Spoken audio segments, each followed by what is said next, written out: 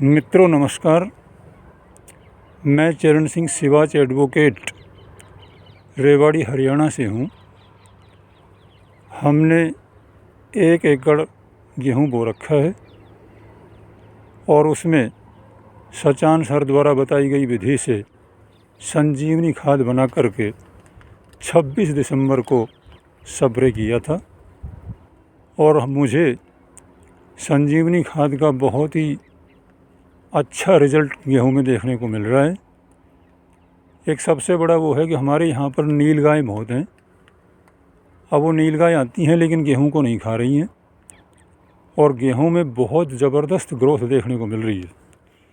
मैं दिखाता हूँ अपना खेत। ये देखिए, ये 1 एकड़ गेहूँ हमने लगा रखा है और इस 1 एकड़ में मैंने अभी तक कुल 20 किलोग्राम यूरिया का प्रयोग किया है। इसमें हमने 2 पानी लगाए हैं। दूसरे पानी से पहले स्प्रे का प्रयोग किया था और फिर उसके 1 दिन बाद ही दूसरा पानी इसमें चालू कर दिया था। साथ में ये सरसों का खेत है। इस सरसों में भी हमने संजीवनी खाद की स्प्रे की थी और सरसों में भी मुझे अच्छा रिज़ल्ट देखने को मिल रहा है। अब मैं आपको बड़ी नज़दीक से एक बार गेहूं की फसल दिखाता हूं। ये देखिए, गेहूं में बहुत ज़बरदस्त फुटाव और ग्रोथ मुझे दिख रहा है। जैसे ही स्प्रे हुआ उसके 3-4 दिन बाद से ही गेहूं बहुत ज़बरदस्त तरीके से फुटाव भी दिखाई दिया और गेहूं ऊपर की तरीके से भी ऊपर भी बहुत ज़बरदस्त तरीके से उठा हुआ है।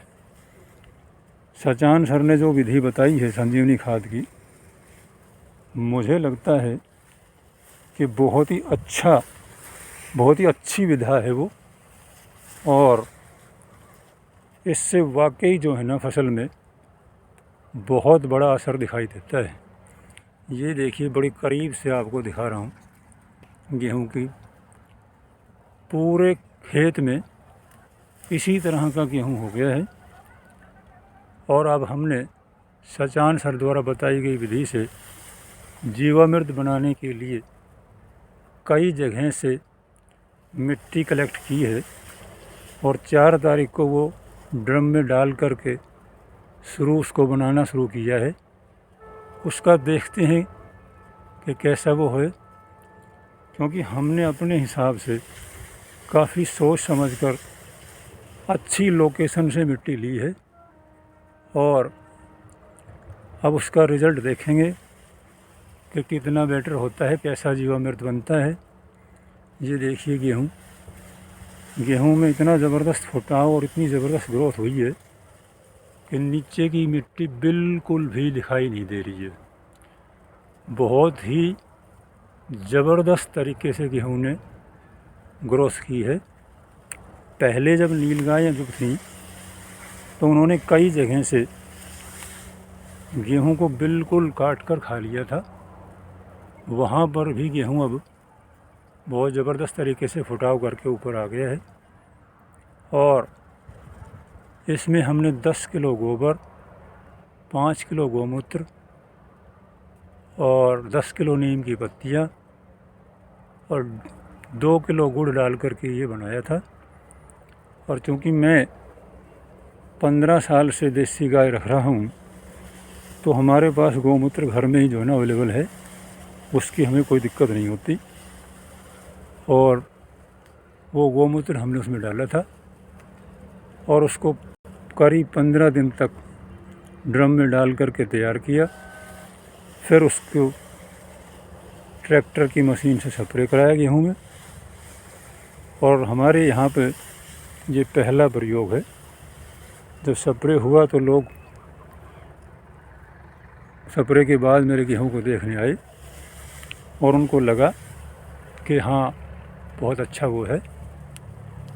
मैं सचान साहब के द्वारा बताई गई सभी विधियों का जितना मुझसे हो पा रहा है सबको बता रहा हूँ। क्योंकि मैं एडवोकेट हूँ तो मेरे पास कोर्ट में भी लोग बहुत आते हैं, उनको भी मैं इस बारे में बता रहा हूँ और उनको प्राकृतिक खेती करने के लिए मोटिवेट कर रहा हूँ। और अब हमने ये फैसला किया है कि अब जो है ना पूरी तरह से रसायनों से मुक्ति लेंगे और सचान सर द्वारा बताई गई विधि से खेती करेंगे। मुझे लगता है कि सचान सर जो है ना वो किसानों के लिए एक मसीहा हैं और बहुत अच्छा काम वो कर रहे हैं। मुझे एक बात ध्यान आ रही है कि कुछ लोग अभी भी हैं इस धरती पर जो केवल पैसे के लिए या अपने लिए नहीं जीते।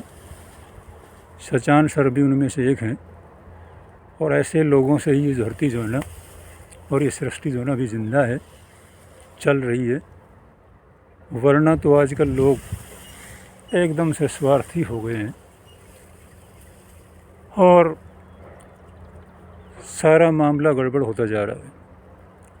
इसमें मैंने केवल 20 किलो यूरिया का प्रयोग अभी किया है और मुझे तो बहुत अच्छा वो लग रहा है। और मैं सोच रहा हूँ कि अब इसमें जो है ना और यूरिया का प्रयोग नहीं करेंगे, क्योंकि गेहूँ जो है वो बिल्कुल भी कहीं से भी कोई कमज़ोर या पीला या कुछ दिखाई नहीं दे रहा है।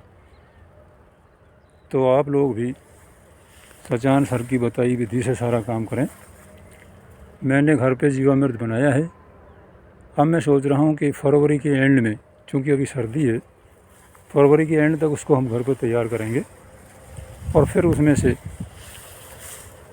2-4-5 लीटर ले कर के सचान सर से मिलने जाएंगे और हमने जो यहाँ जीवामृत तैयार किया है वो उनको दिखाएंगे और वहाँ से भी उनके पास से भी लौटते समय हम उनका जीवामृत लाएंगे और उसका प्रयोग करके देखेंगे।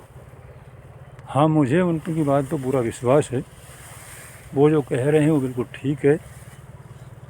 उनके जीवामृत का जैसा वो बता रहे हैं वैसा ही रिज़ल्ट मिलेगा, इस बात का मुझे 100% विश्वास है।